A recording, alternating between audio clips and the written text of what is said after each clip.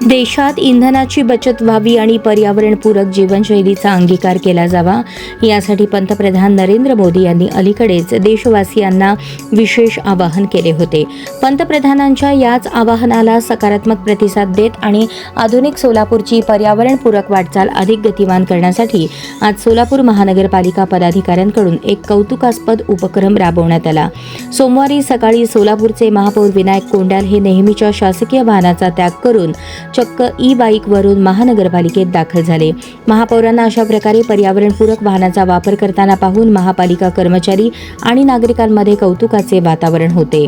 उपमहापौर आणि सभागृह नेत्यांचीही उत्स्फूर्त साथ त्यांना मिळाली।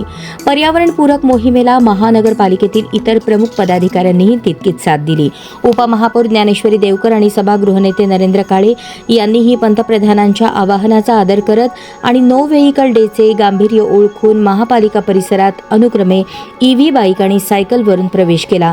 इंधनाची बचत करण्यासाठी या दोन्ही नेत्यांनी घेतलेला हा पुढाकार सोलापूरकरांसाठी अत्यंत प्रेरणादायी ठरत आहे। पंतप्रधान नरेंद्र मोदी यांच्या आव्हानाला प्रतिसाद देत महापालिका पदाधिकाऱ्यांनी आज सोमवारी सायकल आणि इलेक्ट्रिक व्हेइकलचा वापर केला आहे। आज सकाळी सायकल आणि इलेक्ट्रिक वाहन वापरतानाचे जोरदार फोटो सेशन झाले।